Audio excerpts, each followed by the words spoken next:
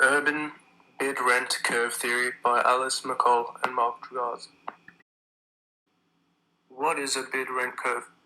A bid-rent curve is a graphical representation of the relationship between land or property rental cost and distance from the center of a city or town. Rogers et al. 2013. In a free market, a balance between supply and demand within different rental submarkets, retail, commercial, or residential, will allocate land use and set rental prices relative to property distance to the city. This is an idealized theory. We will now discuss how real-life urban habits compare to what's expected in theory. A study conducted at Arizona University in the United States analyzed the bid-rent curve theory across various American urban centers. The study tested the hypothesis that the bid-rent theory could be used to tease out trends in residential locations and hence contribute to contemporary urban planning efforts and policy. The study looked at the relationships between place of work and place of residence in 10 US cities, and bid-rent curves were calculated for both monocentric and polycentric assumptions.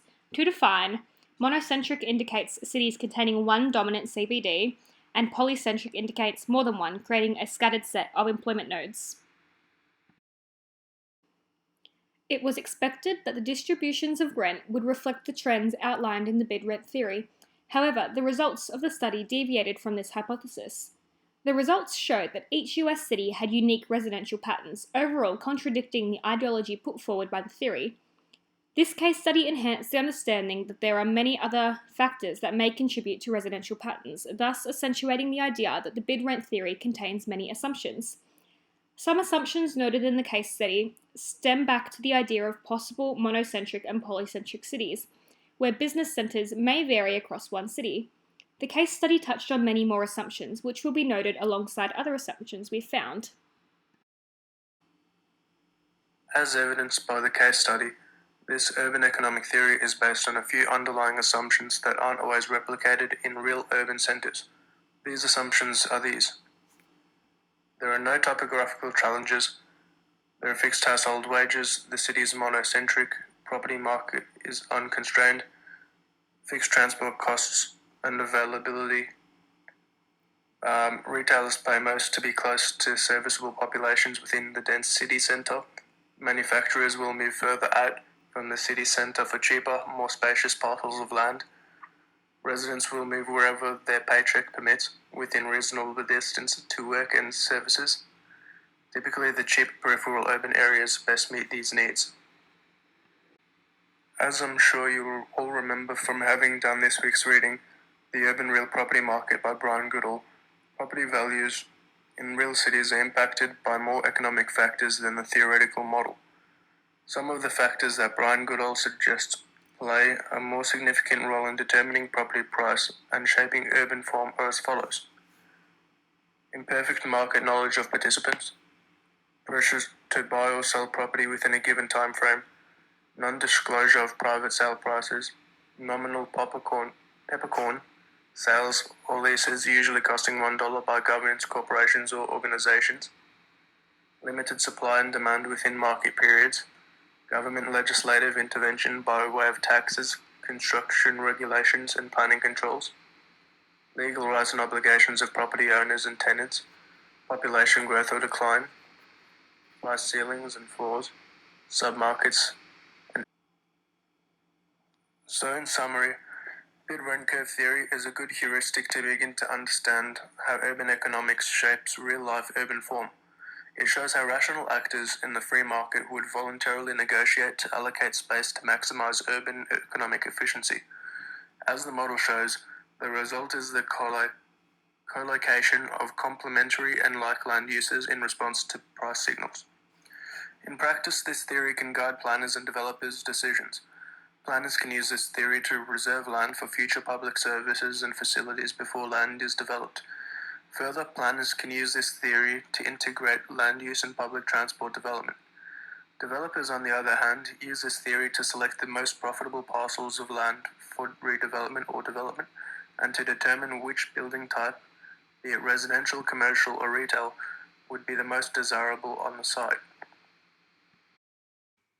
These are the references we used for our presentations. However, we'll finish off the presentation with a Kahoot. So for our activity, we were aiming to do a Kahoot. So we're just gonna run through the Kahoot as if I was a student in class. So I'd put the game pin onto my phone for 69057 and my name in. And that will let me start the quiz. So the first question. The bid rent curve represents the relationship between. We've got two answers: property rental costs and distance from CBD, or property rental costs and time from CBD. The correct answer is this one, so I will just select that and then go to the next question. That ranks me, so if there was a class doing this, it would rank the class's answers.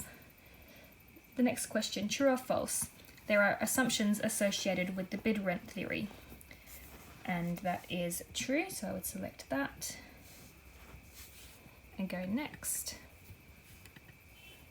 Again, it would rank me against the class if we were doing it as a class.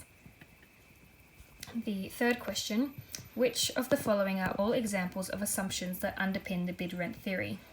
So there's a few options here: monocentric, no topographical challenges and a fixed household wage; monocentric, no one works, no one earns money; polycentric, topical challenges, unfixed household wage; or the last answer was there is no assumptions. So I will select the correct answer. So there's monocentric, no topical challenges, and a fixed household wages were all examples. And again, it would rank me. And the final question, the chosen case study found that the residential patterns are the same in every city. That true or false? So I select the answer. This is not the last question actually, there's one more to follow. And next. Which of the following answers are correct in relation to the bid rent theory? Helps understand how economics shapes real urban form. They know is a legend. Is a useful theory that has flaws including assumptions, or all of the above are correct. So again, I'll select the correct answer, which is all of the above are correct.